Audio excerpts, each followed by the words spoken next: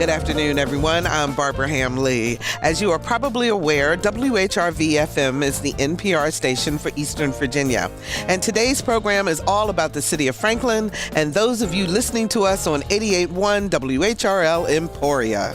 It's in Another View history lesson on Hayden High School, the only place for African Americans to get a high school education in Franklin from 1953 until 1970. The school has a rich history, and decades later, it rises again to help those in the community. The history of Hayden High and Another View history lesson is next, so stay tuned.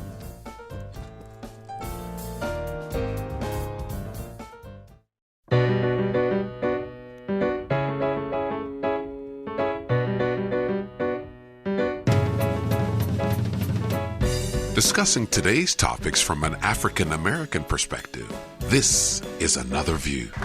Hello, everyone, and welcome to Another View. I'm Barbara Ham-Lee. A special shout out to those of you listening to us on 88.1 WHRL Emporia, which services the western portion of our coverage area. Today's show is about those of you who attended Hayden High School from 1953 through 1970. Our show today is about the history of Hayden High, the woman behind the name of the school, and the new role Hayden High is soon to play for the community of Franklin and beyond. Here to tell us all about it is Dr. Alvin Harris with the Hayden Group. Dr. Harris, how you doing? Doing great. Great. Thank you so much for being here today. We appreciate you. Stacy Nixon with the Girl Scouts of the Colonial Coast. How you doing, Stacy? I'm doing wonderful. Thank you. Good. Thank you for being here. And John Skirven, CEO of Senior Services of Southeastern Virginia. How you doing, John? I'm good, and now I'm the senior advisor to the CEO. That's right. You sure are. Congratulations on your many, many years of service to that organization. And we'll talk about that in just a little bit. But we want to hear your stories about Hayden High. So give us a call now at 440-2665 or 1-800-940-2240. If you were a student there, if you taught there, if you remembered the desegregation process during that time, if you had anything to do with Hayden High School, give us a call, 440-2665 or 1-800-940-2240. So, Dr. Harris, Hayden High School, what is your fondest memory first and foremost? Just being there was the thrill of your life. The school originally started after the great need in 1865 for African Americans to get education. Mm-hmm. And unfortunately, no one locally was that energetic about teaching African Americans. The Freedmen's Bureau had a school in the Nansemond County area, but there was rudimentary type schools in Franklin for freed slaves. Mm-hmm.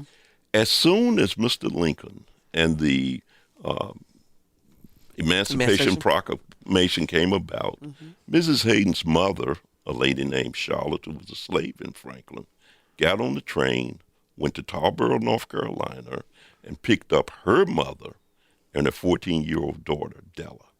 She brought them back to Franklin, and Della immediately took over Franklin as soon as she got there. And she was 14 at the time. 14 years of age. Wow. She learned everything that she could learn and became, at around that time, Hampton Institute was being started by General Armstrong.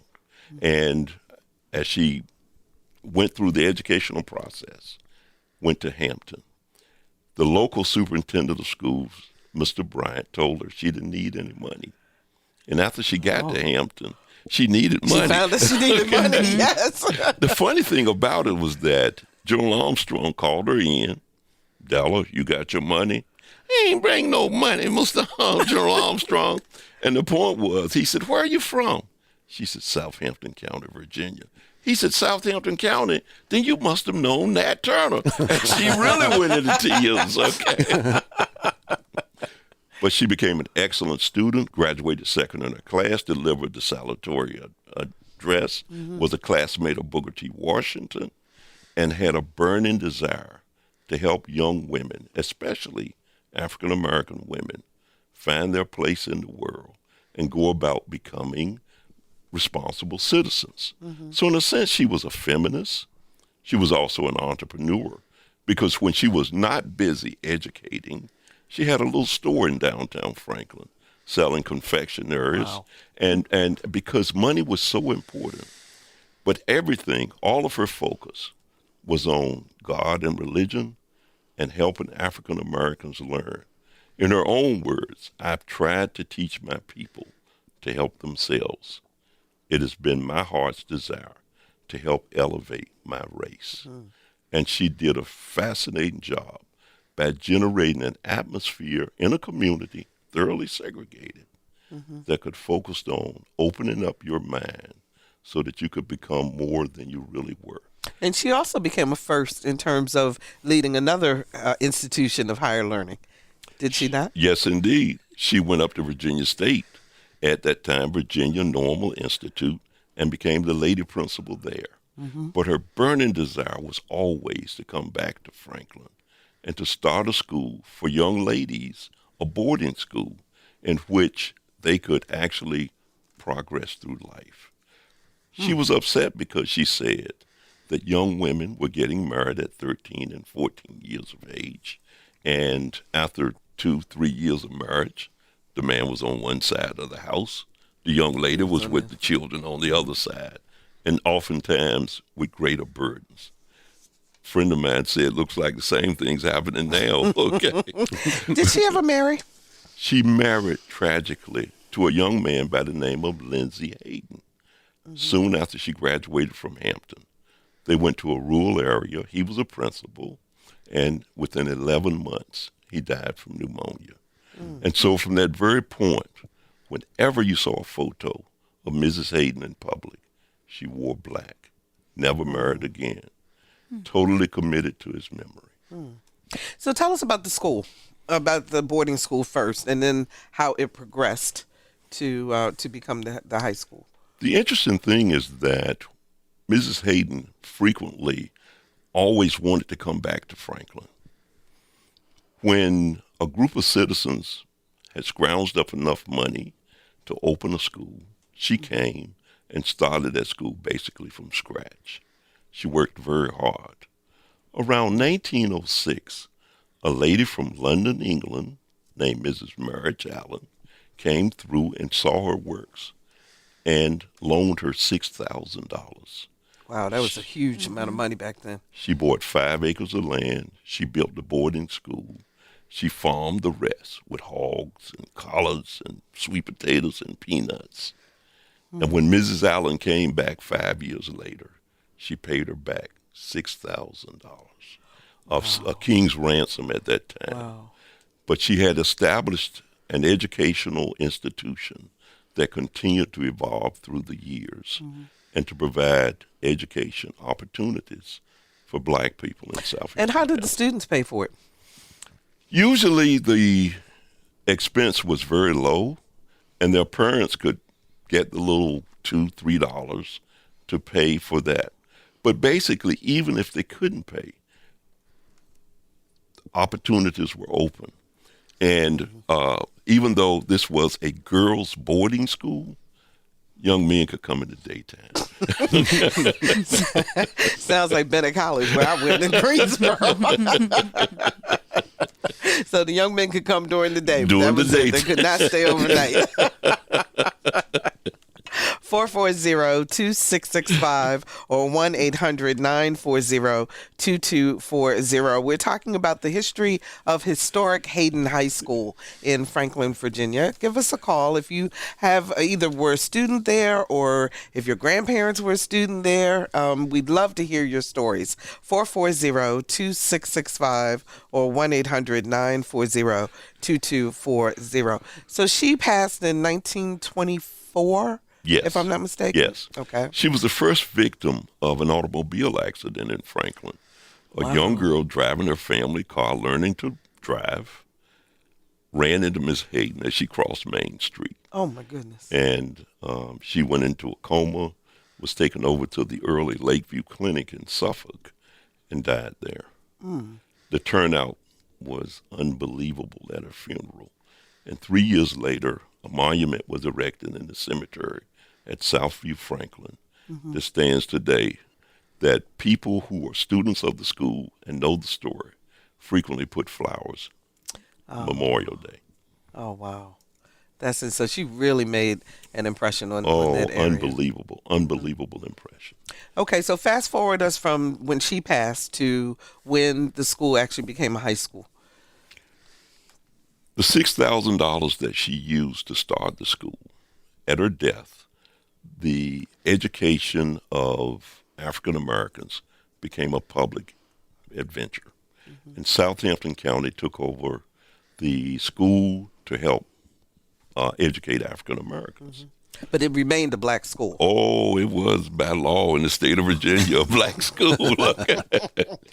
By 1952, the current Hayden High School was erected. Silas Key, architect and builder from Ivor, Virginia, built that school, and Southampton County High School, a predominantly white high school, both at the same time. And I think he used the same blueprints on the two. Okay. Wow, really? Yes, indeed. And so even though we were separate and equal, supposedly, the facilities that we had were definitely, the bricks and mortar were equal. Okay. I'm surprised at that. Yeah, because a lot of schools were not built equally in that area. I can tell you from the renovations and the reconstruction we're doing, it's astounding how well that school is built. And we're just out there this morning, and there's actual molding around the exterior that you never see. The amenities in the school, including like the old science lab and the old home ec room, had the kind of Bunsen burner gas jets that you see in modern high schools, or at least when I went to high school. But seriously, it's our partner in the redevelopment, Michael Glenn, who's an African-American guy who's done a lot of historic renovations, is constantly pointing out features about how strong this building is. That is fantastic. So, and I want to get to, I'm bringing us forward, but we want to go through the history because the history is fascinating behind this. So, okay, Brown versus Board of Education happened in 54. Hayden School, the new school, opened in 53. And it took all the way to 1970 before that school closed and integration actually was happening. There were some people who felt, what's the big rush? Okay. Wow. But the school did close. By 1970, the school was demoted to becoming an elementary school. And then in the mid-'80s, it was completely closed as a facility. Partly because the school board's finances were difficult to maintain it. And so they closed the school. Actually, the city of Franklin wound up buying the school, didn't they? No, it reverted back to, yes. Okay. The city bought it from Southampton County. Got you. And then the property reverted back to the city in terms of when it closed. The school board turned it back over to the city. And, of course, all of this was by way of court decree based upon the Brown versus Board of Education decision. So what was the day like there when you were in school? I went to school at Hayden for 12 years, and I didn't miss a single day. And it was much like that with my classmates. It was so much fun because Mrs. Hayden had generated an atmosphere of fun in which learning was fun. And so the teachers were very strict, but so fair, that you knew you needed an education to compete in the society you would find yourself. And yet, there was the physical ed, the idea of sports, the camaraderie, the friendship. Even, as my brother said, you could even look at the girls, okay? You know Mrs. Hayden wouldn't want that. What time of day did school start? Yeah. It started at 8:30 in the morning and lasted to 3:30 in the afternoon. And was it all grades? You said you went there for 12 years. Yes. Yeah. I'm just trying to get. I didn't want to leave. 2 for Barbara Hamlin. Yes. The elementary schools were called Hayden Elementary Schools. Okay. And the Hayden Elementary Schools initially were the high schools that grew out of Mrs. Hayden's first $6,000 loan. Wow. The 1952 school was the one that Southampton County appropriated the funding for to build.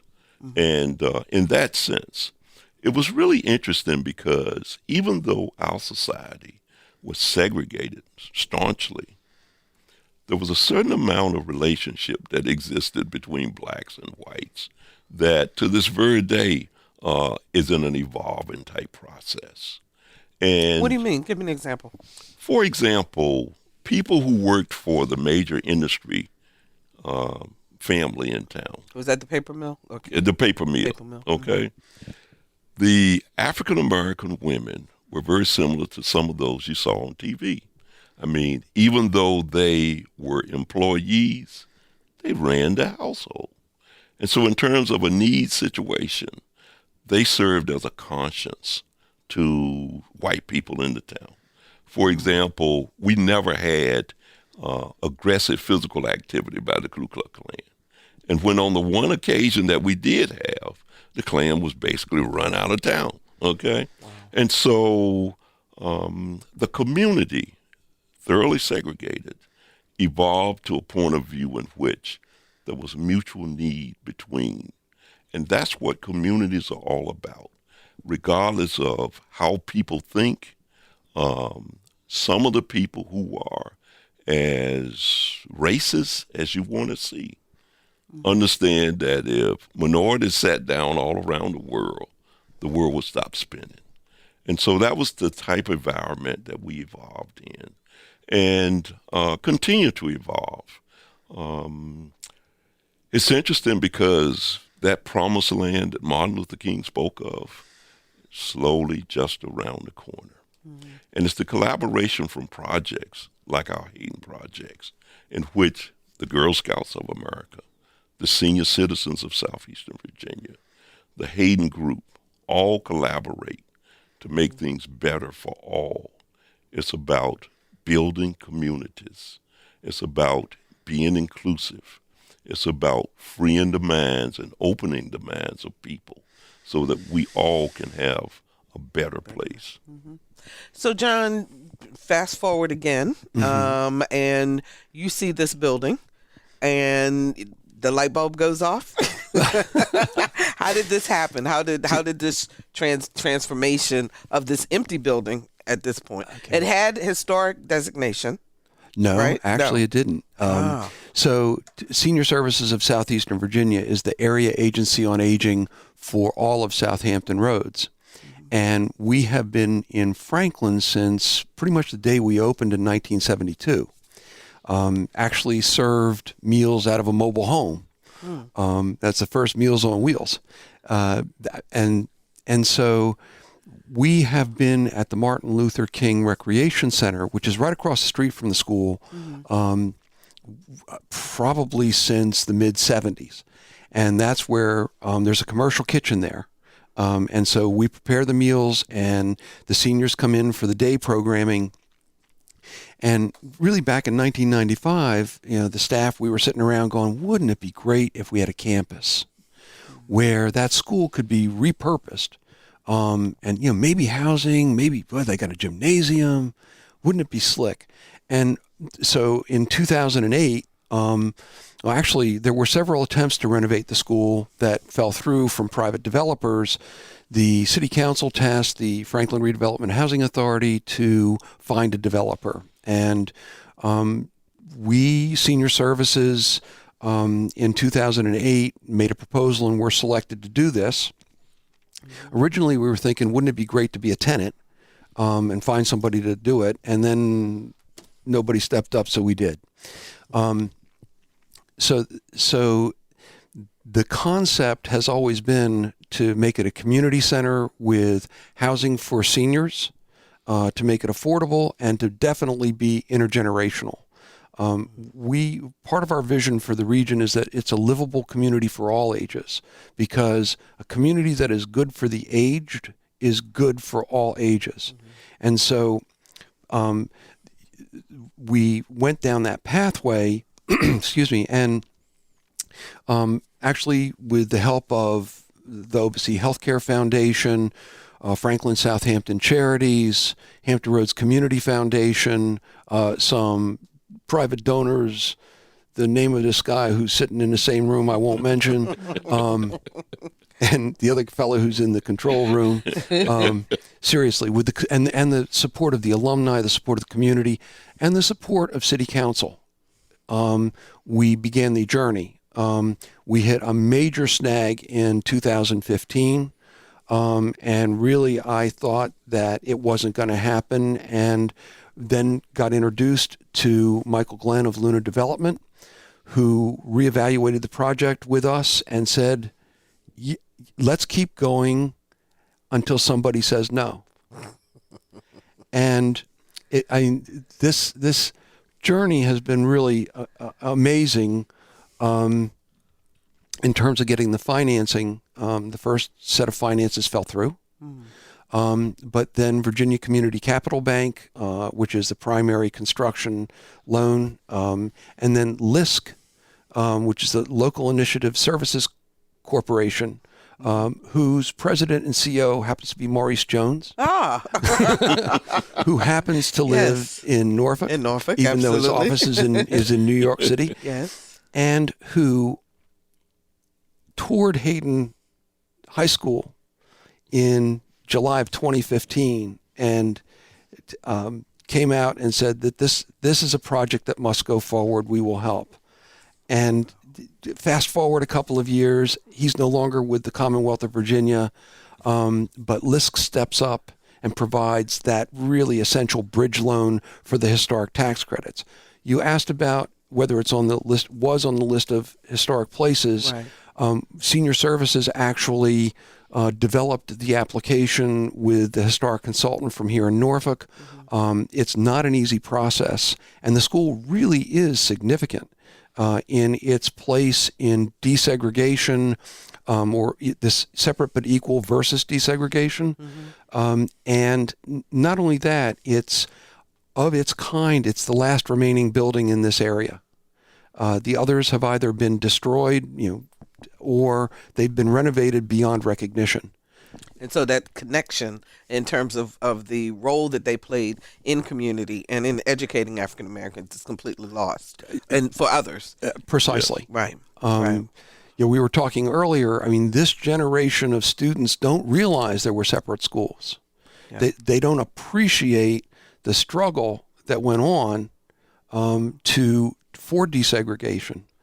I grew up in Philly, I didn't know any of this stuff. I came here and I learned about the Great Resistance. Oh yeah, massive resistance. Massive resistance. Yes. Mm-hmm. And so it really is. I sit up straight and tall, and I'm very proud that we've been able to bring the school to the point that it is. And we're actually due to go to occupancy. Okay, so tell me exactly what it's going to look like. What's involved? And Stacey, I'm coming to you. Haven't forgotten. Okay, good. You're all right. All right. Okay, good. The building itself is about 50,000 square feet, sits on about 6.1 acres of ground. All of the architects and engineers say it looks like the devil, but it's got strong bones. And so when it's completed, we will have 28 apartments for seniors 55 and older, 24 one-bedrooms, and 4 studios, and they are drop-dead gorgeous. Was out to the school this morning. They're all framed in. We're starting the sheetrock. We're due to go to occupancy. Right now, the deal is for October 1. So we are pre-leasing for anybody who's listening. And in addition, but the housing is only one part of it. Because it's historic, we have to renovate the school to historic specifications. We're bringing back the old auditorium gymnasium as a gymnasium. Wow. It has a stage. We're bringing the stage back as a stage. Now, we are converting the girls' locker rooms to medical offices, which is, there are no doctor's offices on south of South Street. Okay. There are no dentists. There are no doctors. So we are bringing medical services to the community in the school, provided by Southampton Memorial Hospital. I'm very, very excited about that, because it's not only for seniors, but also for anyone in the community that needs it. Stacey's Girl Scouts can come there for their physicals. Back to school physicals, that kind of thing. Yeah, It's very cool, as well as the geriatric medicine that is necessary. And then and we will also have different programming opportunities. We're developing the old music room into a high-level professional conference room. So we're really carrying on the legacy of education. And then senior services offices, which are now scattered around Franklin, are going to be consolidated into the old shop area. So if you went to school there, we actually found, and we will still have, the old tool board where they have pictures of the hammers and the saws and the screwdrivers, and the kids had to put them back where they found them. So, I'll point to Dr. Harris. If you're just joining us, we're talking about the history of historic Hayden High School and its role in the city of Franklin with Dr. Alvin Harris with the Hayden Group, Stacy Nixon with Girl Scouts of the Colonial Coast, and John Skirven. What's your new title now? Senior advisor. Senior advisor to the CEO of Senior Services of Southeastern Virginia. 440-2665 or 1-800-940-2240 are the numbers to call. I cannot believe there are no Hayden High School folks sitting out there listening to this show. Now, you've been talking to me on social media all week, so now's the time to call in. Tell us your story, your memory about Hayden High School. 440-2665 or 1-800-940-2240. So, Stacy, what did the Girl Scouts have to do with this? Oh, my gosh. Well, I just got chills. I have to say this, Dr. Harris, listening to Miss Hayden's story and your story about the Franklin community. We've been a partner out in Franklin now for years. We've had Girl Scouts out there, Southampton County, in that area. But in just the last year, we have a new partnership with Franklin Public Schools to do some community troop program in SB Morton, right near the Hayden School. And so when John said, hey, come out and tour this beautiful facility and see what it's going to be, he didn't mention it was not air conditioned yet or it was hot. It was the summer. But it seemed like a logical partnership for us because Ms. Sterling, the superintendent of schools in Franklin, have really rallied around us to have some solid programming for SB Morton, not only starting in the spring last year, but going forward. And when we look at the spaces and the history, I think Ms. Hayden would have enjoyed a conversation with our founder, Juliet Gordon-Lowe, that girl-only, girl-led space. I felt her coming through as you were talking because that was just amazing.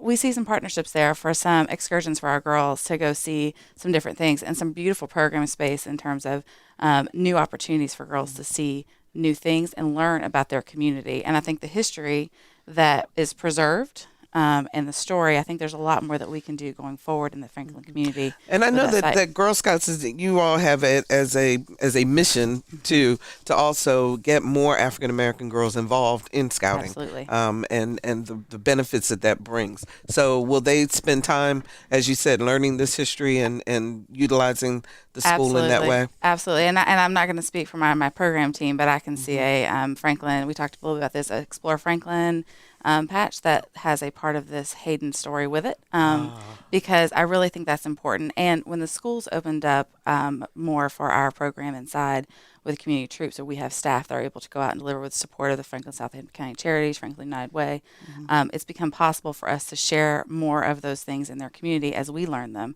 And I think it would be great for even you to come in and talk with our girls about this rich history that's right there in the middle school and high school especially. I mean, how rich is it to know that a woman at that time, an African-American woman, led the charge for education in the entire community. And when your vision of what a community really is what this room that I'm sitting in, I'm fortunate enough to be sitting in, is all about. And I can't say enough things about how excited I am about the full build-out and potential partnerships there, not only with the residents, but with the community going forward. I think it's going to be great. The other thing, fantastic, John. The other Stacy and I talked about was community service. That the Girl Scouts are, I guess, have part of their structure to do community service. I mentioned 6.1 acres.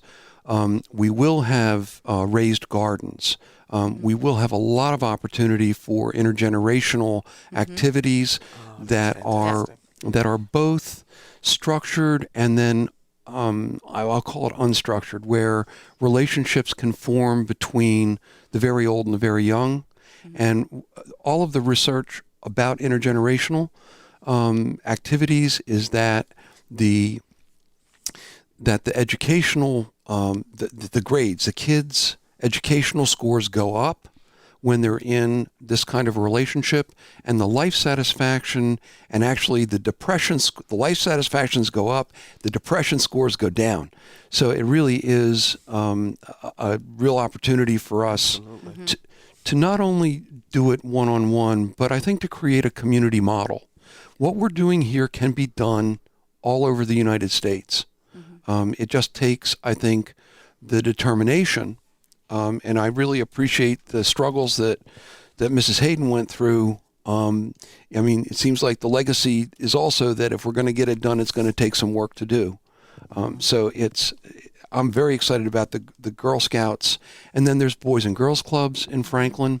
The YMCA is in Franklin. And it's interesting because I think nationally it's called the Y on Wheels. And so the concept of the Hayden Village Center is that other groups will be able to bring their programs and make them available to folks in the community. That is fantastic. So when you think about this new Hayden, Dr. Harris, and you think back to when you were a student there and so forth, how do you make that bridge? And does this, obviously it warms your heart, or else you wouldn't be involved in it, but explain to us in terms of why you think this is an appropriate next step for this historic building. America is one of the greatest nations on the planet. Unfortunately, in the beginning, we made two critical errors: genocide amongst the Native Americans and African American slavery. When we look at African American slavery, our ancestors came forth with sort of like a rope-a-dope plan. They survived, they submitted, they helped to make this country great. Most great countries last 400 years. It was that way with the Roman Empire. It was that way with the Great British Empire, where the sun never set. Now we have an opportunity to make the world anew. August 20th, 1619, right. 20 African Americans landed at Old Point Comfort. Which is now Fort Monroe. August 20th, 2019, African Americans will have been on this soil for 400 years. And so we're using this opportunity as a springboard. We sent out the call for our Hayden alumni to come for a big powwow that we'll be having next weekend, and celebration to plan for the next 12 months. It will be all-inclusive and using the foundational structure of Hayden School and its opening, but will also serve as an excellent place to start with ideas on how we can make America better. We have an opportunity to be highly competitive in the most competitive country in the world. We have an opportunity to rekindle an educational process in which people like Mrs. Hayden and others all over, not only Virginia, but the nation as well, focused upon education, the entrepreneurial spirit, professionalism, that if you want to get out of poverty, if you want to rid yourself of not knowing, of ignorance, and if you want to get mankind to be better to mankind, people are afraid to even cut the TV on at night. Murder here, gunshots there. The great opportunity exists to make our world anew. And despite some of the hot air coming out of Washington, growth oftentimes occurs at the local level. This is our plan for Franklin. This is our plan for the Hayden School. This is our plan for the people that we know are people of goodwill, who want to advance, who want to live in a highly educated society. And that's part of the reason that we are all wrapped up into the immigration problem now. Our nation has been great at building walls. This is not the first time we've heard about walls, but we're also great at tearing down walls. And so we will use this opportunity to help break down some of the walls that has existed, that people of color are people, and that all of us have the same hopes and fears and have the attitude that the quality of our life is what's important. That was the message that Miss Della Hayden taught us, passed down to us. That is our legacy. And we will build on that legacy to make not only Franklin a better place, but Virginia and the nation as well. Now, where is the celebration going to be? Tell us the details of it. Oh, we're going to do it all over Franklin. We will first start with a breakfast at the Sportsman's Club on South Street. Okay. We've got alumni who are 94, 90-year-olders who are trying to get in. Oh. And so we know they will be there to tell their story, just as I can tell my story. And from there, from 2 to 7 p.m., we will be on the grounds of Hayden School itself.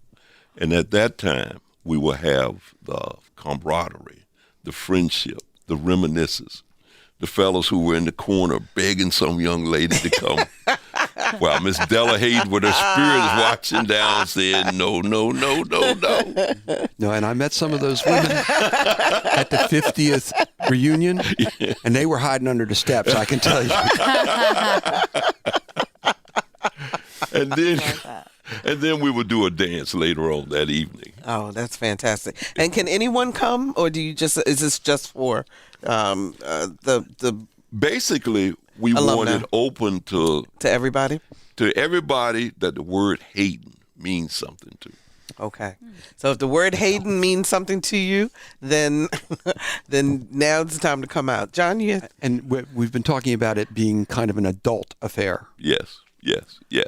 Okay. Because at the same time, there will be a community activity for children going on in the city at the playgrounds on Bracey Street. This is going to be an adult affair in which ideas and a lot of people who are living up north are going to want to come back to this warm climate to participate. It's warm, rainy Yes, climate. John, we do have a question that someone didn't want to hang on to the phone, but wanted to know if the residents, do you have to live in Franklin in order to be able to come stay at the Hayden Center? No, you do not. The requirements are simply that you be 55 years or older, and that the apartments are designed for no more than 2 people to live in at one time. Okay. And that's it? Is there any income requirement or anything? No, the rents are set at an affordable level of starting at $740. And so you do have to pass, let's put it this way, you have to be of good character. We will be doing background checks. We'll be doing financial checks. So it will be, as I said to folks, this is my house. My staff, we're going to be living there. One of the nice parts, that is to say that all of the senior services staff will be there. One of the great things is that it's on the I-Ride transportation route, which we operate quasi-public transportation. The senior center will be on site there at the school, so that there will be meals provided at lunchtime every day. Those are for seniors, and that's 60 and older. And then we have a whole variety of other evidence-based wellness programs. So this is really about living independently. So it's independent living. So it's independent living. Okay. And we also have access to services. Everybody hits a spot and needs some help. That's what's so beautiful about this, is that the help is right there in the building. In the building right there. Let's go to Mary Alice in Franklin. Hi, Mary Alice. How are you? Hey, Barbara, I'm good. How are you? Good, I'm doing great. Yeah, Miss Franklin herself, go ahead. You've got a fellow on there that does a whole lot for the city of Franklin. But I did want to take one small, slight issue with what Dr. Harris had to say about Hayden becoming an elementary school. That's right. It was a junior high before it became the elementary school. And I went to Hayden the first year it became a junior high school. So this was after the integration? Yes. Ah, I see. Yes.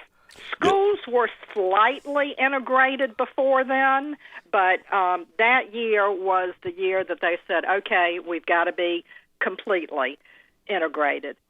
And so what they did it was kind of interesting and terrible what they did.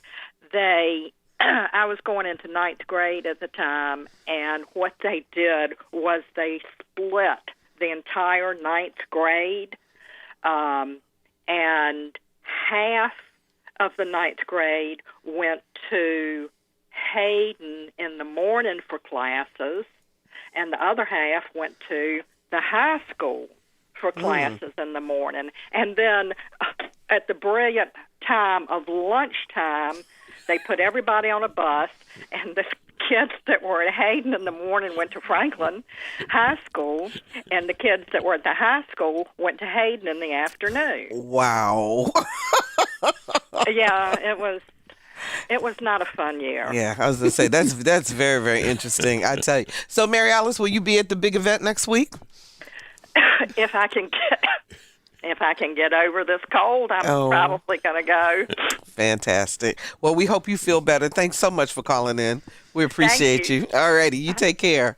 So the whole idea, students, Dr. Harris, came from all over Southampton County, did they not? To go to Hayden. In the beginning, yes. Yeah. So it wasn't just Franklin. Oh, no. In the beginning, Hayden School was the school if you were African American. Right. It was your only choice. That was it. And so how did people get there?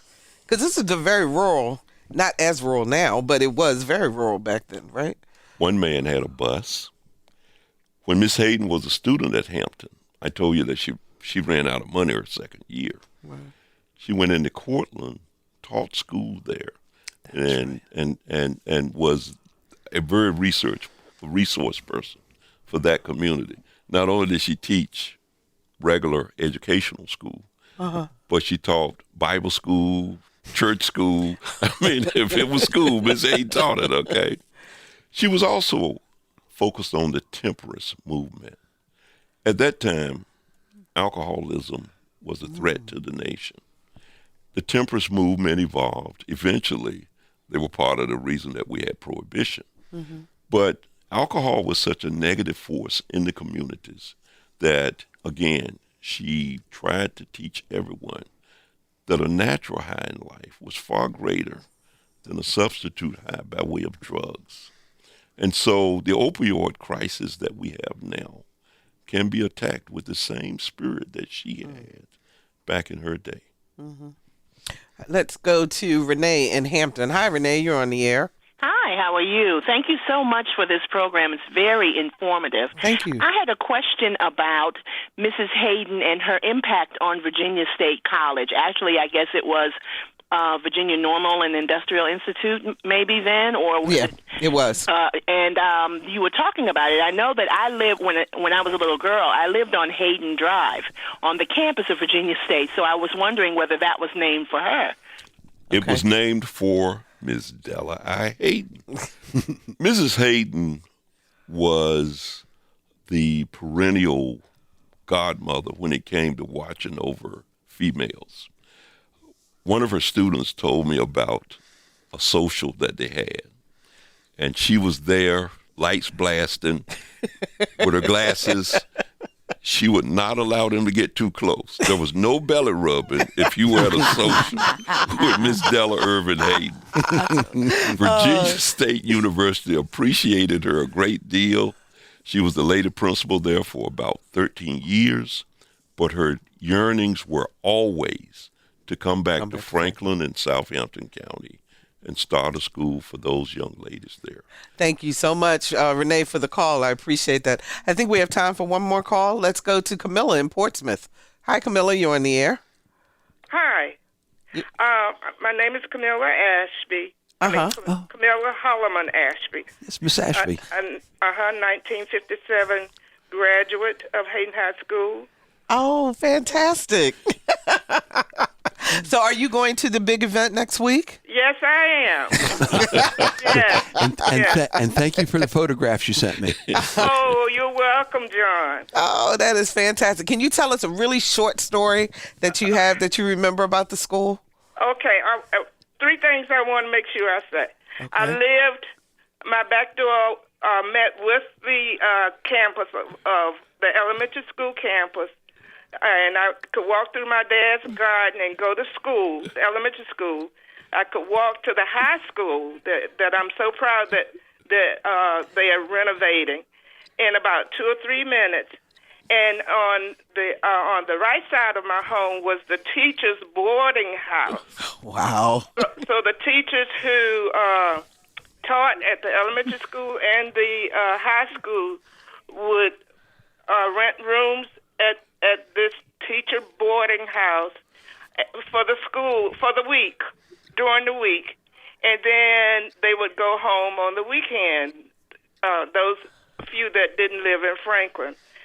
And the one thing that I'm so very proud of now is that I'm in touch with my second grade teacher. Oh, wow. I talked with her about 2 weeks ago, and she was Miss Dorothy Ben at that time when I was in the second grade, which was a long time ago. And she married my science teacher, who was Mr. Leon Armstead.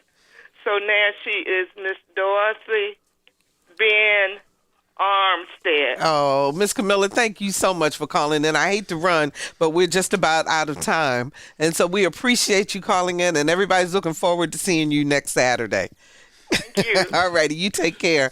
I can't believe we're out of time, but I am so excited about this entire project. Thank you all so much for coming on and telling us about the history of Hayden High, and can't wait for the grand opening. John, you'll let us know Absolutely. when that's going to be happening. Stacey, you'll let us know about some programs that you all have, and Dr. Harris, the moving forward in terms of our history, we're looking forward to it, definitely. Thank you and WHRO for having us. Not a problem at all, and we will be right back.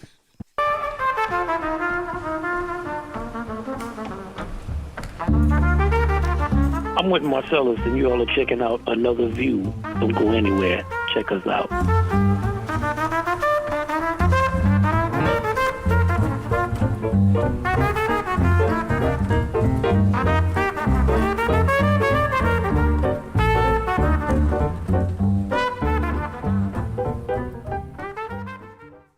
And welcome back. As a child, Michael Twitty would tell anyone who asked that he wanted to be a writer, teacher, preacher, and a chef.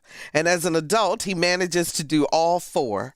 Last October, our Lisa Godley sat down with this very busy young man in Colonial Williamsburg as he shared food's incredible narrative about people and survival. Food is a vehicle for conversation. Food is a means by which we can begin to understand ourselves and neighbors on a much deeper level. Well, I think when it comes to Southern food, one of the biggest misconceptions is that it just came out of nothing. The reality is that Southern food is the result of multiple historical and cultural collisions, particularly between Europe, Africa, and Native America.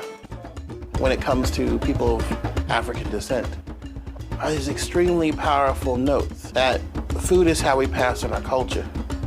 Food is how we resisted enslavement and oppression. And food is how we showed our agency. It wasn't passive. One of the things that gets me the most concerned is when people refer to African American vernacular foodways as sort of like what was given to us. No, it's what we created for ourselves and for others.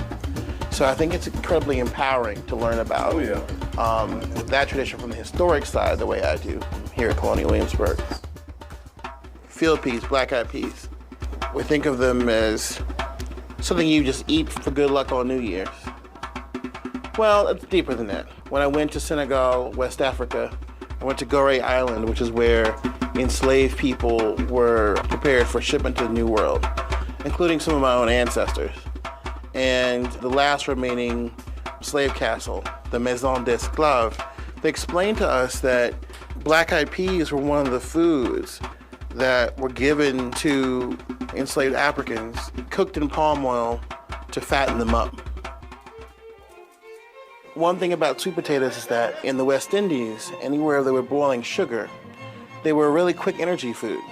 And when the men would go to the sugar boiling house, their job was to pour the sugar all night long. Talking about long ladles, molten hot cane syrup that becomes molasses and then it becomes fermented into rum, which of course will then cross the ocean, buy more enslaved people, and feed a triangular trade.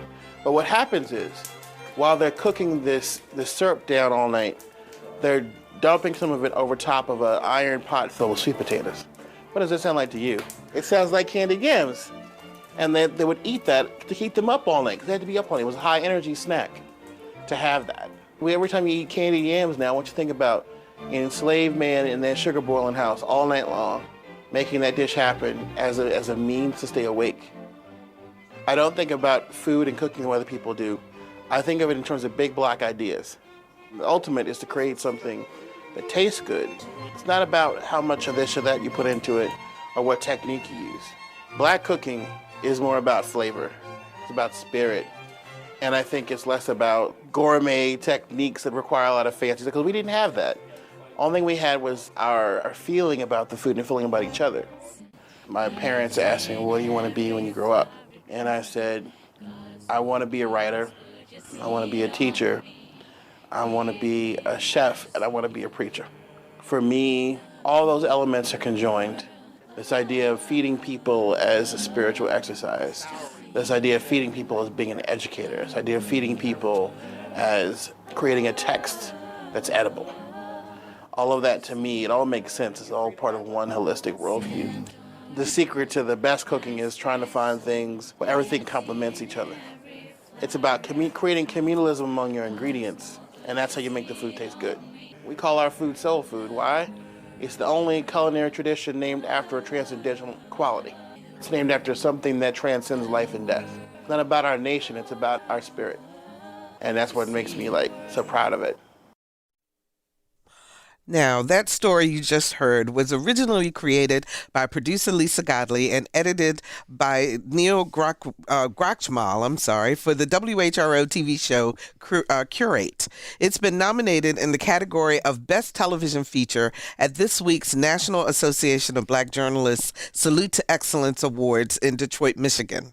In addition to this piece, Another View is also up for 2 awards for our shows Educating Black Boys and Blacks in Film is Hollywood Getting the Message. The award ceremony is Saturday night, so cross your fingers and wish us well. And Dr. Harris, tell us one more time where people can find out information about next Saturday. The Tidewater News. We've run several ads there and online.